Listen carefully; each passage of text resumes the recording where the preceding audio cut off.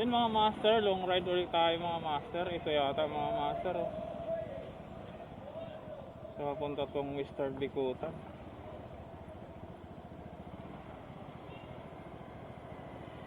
Shea Rivera po. Laya mo kuya. Oo nga eh, gano kasi yung waist ko eh.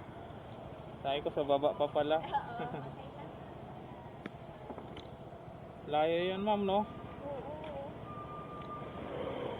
Sa Bikutan ba yun ma'am? Yes. Layo ah. Sa airport na yan. Papuntang airport. Malapit. Ah. Layo. EDSA.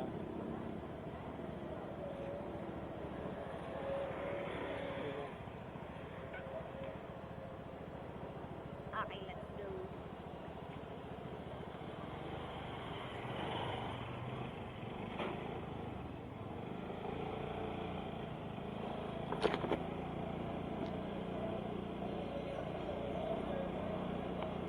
Tanda natin ma'am, C5. Pwede. C5 na lang no, para hindi gaano ano.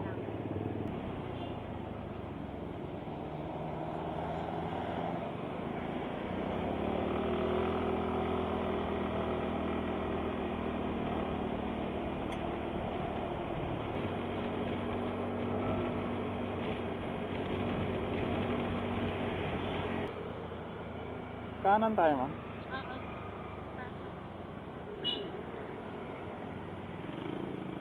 Pasok tayo dyan.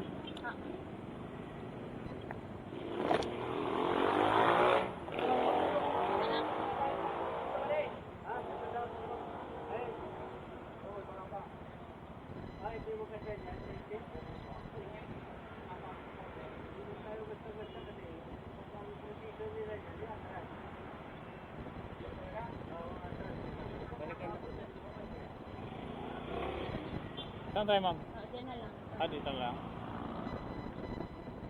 Ah, okay. Ah, grabe layo. Ala, paano po yun? Ah, okay na to ma'am? 400 naman, di ba? Opo. Opo. Salamat po.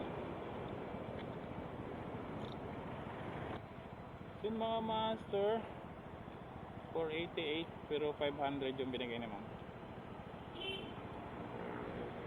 So, okay na yun mga master. Goods na yun mga master. Ang gagawin lang natin dito is maghanap tayo ng makakainan mga master. Kasi nagugutom na ako eh. So dito baka meron tayong pwedeng kainan. Then mga master no. So long ride si ma'am mula Camarin hanggang Western Bikutan. 488 yung fare ni ma'am. Binigyan tayo ng 500. So goods na yon para sa atin no. So yun na mga master. Pangalawang booking natin si ma'am. Long ride agad. So ganda-ganda ang biyahe natin. So dito kain tayo. Hanap tayo pwesto dito, kakain tayo. Dito. Yan. No parking nakalagay. Bahala sila, kakain lang naman ako.